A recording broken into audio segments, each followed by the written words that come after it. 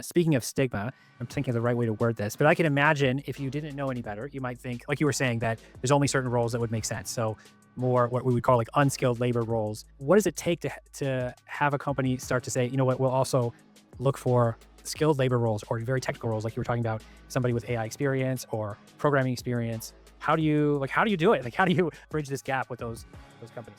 I'm curious how things have shifted. You know, you've been doing this for a minute now. It didn't start this yesterday. I'd love to hear like how you talked about how, people's ideas have shifted a little bit, but how else has it changed since when you started versus, the placements you just made? Companies have found out that when they hire people with disabilities, there's better employee engagement when they have an employee with a disability working there. But the other reason is companies always tell me, oh my God, I love hiring people with disabilities. They're at work every day, they're on time, but most importantly, they're grateful.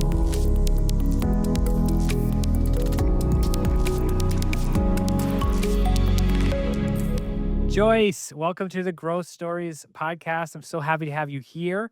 So, Joyce, you're the founder of Bender Consulting. I know you're helping folks with disabilities find employment. I'd love to hear, like, how did you get started in this? Okay, but first, JM, I have to thank you for having me Of on the course. show. What an honor it is to be with you. So thank you so much. And anyone that's helping me spread the news about the employment of people with disabilities is a champion to me. So why do I do this? Bender Consulting Services is a for-profit company that focuses on the employment of people with disabilities. 31 years ago, I started the company. And the reason is that when I was growing up, I would have these unusual faints. And when I got in my 20s, they were worse. Mhm. So my husband and I went to the doctor. Now, this happens to so many people. Oh my goodness, that this disability is misdiagnosed, but the doctors told me, oh, you're fine. It's just some female hormonal problem. So that was obviously wrong. And in 1985, I went to see the movie Amadeus. And at the I love intermission, that movie, by the way. do you? Yeah, I Okay. remember. I remember like the cover on the VHS. Yeah, Yeah. well, you're not going to believe how you'll always remember it now. Because I went to see the movie. I don't know if you remember, it's long, but it is a Yep. long movie. Yes, like 3 hours. Therefore, only movie I've ever been to that had an intermission. And at the intermission, I went to get a soda. My husband went to the men's room, and I had a seizure. And I hit the floor so hard, I fractured my skull, had an intracranial brain hemorrhage, broke the bones in my right inner ear, and, when my husband came out, I was in a coma. So I don't even remember walking out. I don't remember any of that.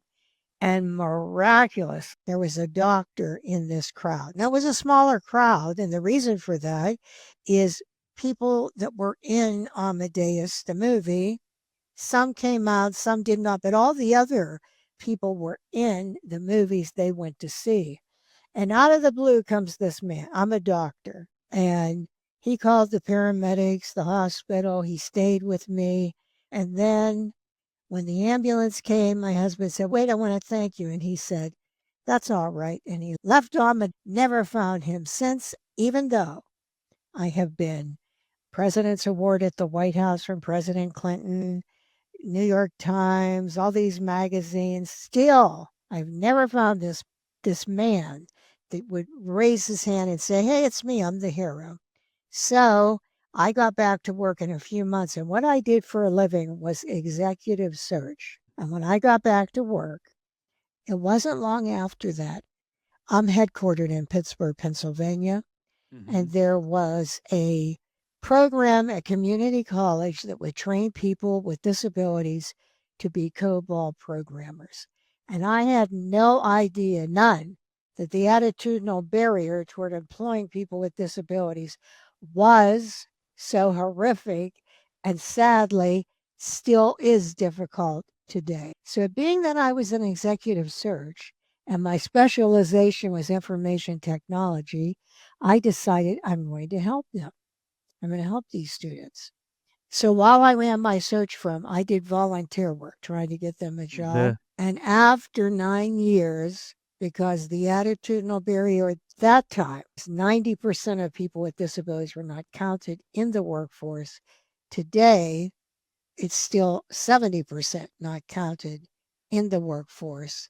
I became so frustrated that in 1995, I said, that's it.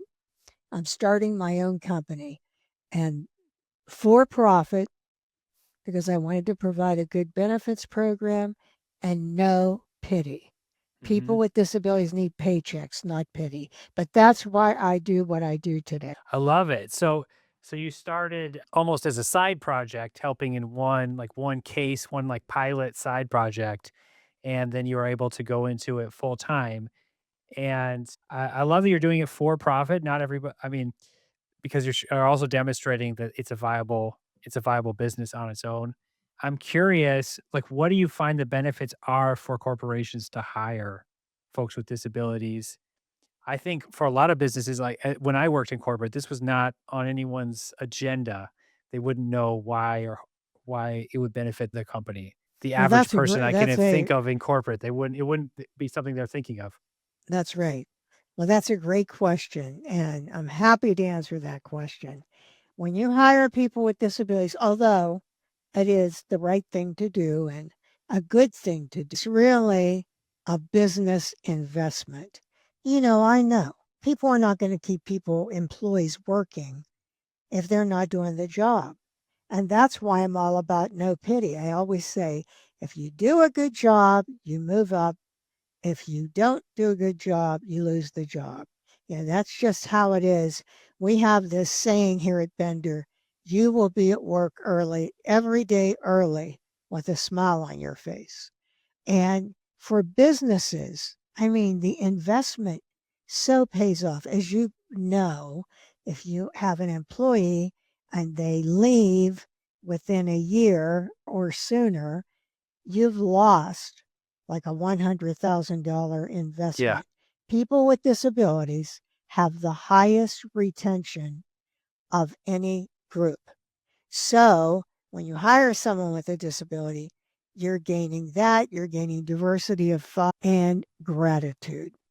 I love it. And I know, like, from the CFO point of view, they're just looking at numbers. Yeah, at the end of the day, does this make a difference? And I'm just curious, if you were only to look at some segment of the population, whatever it is, if they have higher retention, does that already justify enough to make it worth it for most companies, higher retention? Oh, yes, because of Accenture did a study. Mm. And what they found is the companies that hired people with disabilities were 4 times more profitable than those that did not. So, if you have retention, you also have people moving up in the company and contributing more in the company. And you know what? Companies have found out that when they hire people with disabilities, there's better employee engagement when they have an employee with a disability working there. But the other reason is companies always tell me, oh my God, I love hiring people with disabilities. They're at work every day, they're on time, but most importantly, they're grateful. And years ago, WellPoint did a study on what are the traits that make the person the highest performer. Bottom was anger. Yeah. Yeah. Top, yeah, That's a big shock. yeah. And top was gratitude. Yeah. Yeah. And, here's an example. I had an employee, Jamie, African American, very significantly disabled, and in a wheelchair, and he had difficulty speaking, and no one would hire him. And so I did, and I got him on assignment at Highmark Blue Cross Blue Shield here in Pittsburgh. And he was very successful. He was in the computer field. And one day he went to work, his wheelchair broke. So you know what he did? He called the Pittsburgh police to get an ambulance. And he went back to work in an ambulance because he didn't want to miss work. Thank God they fixed it when he got there. But I took Ted Kennedy Yeah. Jr. to meet the CEO, and he says to Ted, Joyce Bender, you hire people with disabilities. They're so dedicated. But I have to say, I've seen people leave Highmark on a stretcher. I've never seen them come to work in a stretcher. Yeah, And do you know that story was told at the White House to President Obama at one of his staff meetings by my friend Valerie Jarrett? Because it just, wow, it's a good one. Yeah. that sort of encapsulates everything I'm talking about. So I'm curious how to work with, right? Are you working more? I don't know the right way to put it. I'm thinking of like buyer side versus seller side, but it's like, are you working directly for individuals with disabilities, or are you more working with overall companies to help them make a certain number of placements? I'm working with the company as Hmm. if you worked with a search firm. Just So like they're search. calling Yeah. me saying, Joyce, we need someone with AI experience. And Hmm. I do not place anyone unless they have a disability. But at the same time, of course, I'm helping people with disabilities gain employment. And we have a big referral system, and we work with colleges and universities and my podcast and speaking. And, we have a database with over 30,000 people. So right now, I have placed thousands of people with disabilities, including at the National Security Agency, an intelligence agency. So proud when they could say, I have a disability. I am protecting our country. So awesome. Yeah, I love it. And finding these companies to work with to help them make these placements. Yeah, well, that's a very good question because it's hard. Yeah, I'm it's gonna a tell you, it's yeah. hard. But what I do, as I said, I speak across the country. I'm in a lot of trade organizations. I'm very well known in the disability world. And I meet mainly with the CEOs or people in the C suite. It doesn't work any other way. Now, Highmark, which is the fourth largest insurance company in the country, is phenomenal. So what they do is they introduce me to other CEOs, and that's how I find the companies. Yeah, so it's really like relationship based, just Mhm. meeting everybody Yes, and over time learning how you might be able to help that them. is right. Yes, that's accurate. Love it. Okay. And I'm curious how things have shifted. You've been doing this for a minute now. It didn't start this yesterday. I'd love to hear like how you talked about how, people's ideas have shifted a little bit, but how else has it changed since when you started versus, the placements you just made? When I started, like our motto is competitive jobs mean freedom. That means jobs in like IT, finance, accounting, engineering. When I started the company, even right here in Pittsburgh, you did not see people in those type of jobs. You would see someone, busboy, stock person, maintenance, pizza shop, the person in the back. I mean, in other words, competitive employment. And across the United States, there were sheltered workshops. Now, this is where they take people with disabilities, have them in this working on maybe making dishes or something. Hmm. And the company, like a Goodwill Industries, sells that to some organization for a lot less money because when there were all these sheltered workshops with 14C, the government regulation, they could Hmm. pay people beneath minimum wage.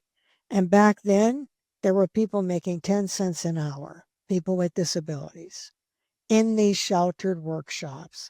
Now, they're almost all abolished. I think there may be one or two. So, I mean, we have made progress. Hmm. The Americans with Disabilities Act opens so many doors. Really, the main area that's slow moving the needle is employment. Yeah, because this is a massive thinking change that needs to happen. I mean, Stigma, that's the yeah, problem. yeah. Stigma. That's what it is. And when you start working with a company, speaking of stigma, I'm thinking of the right way to word this, but I can imagine if you didn't know any better, you might think, like you were saying, that there's only certain roles that would make sense. So more what we would call like unskilled labor roles. What does it take to have a company start to say, you know what, we'll also look for skilled labor roles or very technical roles, like you were talking about, somebody with AI experience or programming experience. how do you do it? Like, how do you bridge this gap with those I companies? explained to well, first of all, I have their resumes. Mhm. And I explain, I have candidates with what you're looking for with master's degrees, some even with a PhD. So I show them, because they maybe don't know and they're, wow, this is really great. What the key is to get one person placed. Mhm. One. Now, I do have a software product that I sell called iDisability. And it goes on the LMS system, 52 modules, and it teaches companies how to work with and communicate with people with disabilities. For example, autism. How do you interview someone with autism? How do you accommodate a mental health disability? I also have, I do have one not for profit, the Bender Leadership Academy, but that's a standalone organization that trains high school students about the world of work and how to fight bullying. So, all of those things together have helped me get the news out. And what kind of like, are you looking for people to contact you who have disabilities or looking for work, or you're Oh, more yes. you are? Okay. I'd Mm. love so where should we send anybody that sees this that Uh, is interested in finding better employment? right, right. To benderconsult.com. Bender Consult, not consulting, benderconsult.com. And they can apply right there at the career site. They can apply for a job. May I say something about you? Sure. Why you're a champion to me. There aren't like this plethora of people that call and say, oh, we want to do a podcast with you. And we know you place people with disabilities. And we want to get that news out to the business world. But you did. And that is why I think you are first class. Well, thank you. Well, thank you very much. You as well. And it's been a great conversation. Thank you so much, Joyce. I have enjoyed it. And remember, if you have an opening, hire someone. Excellent.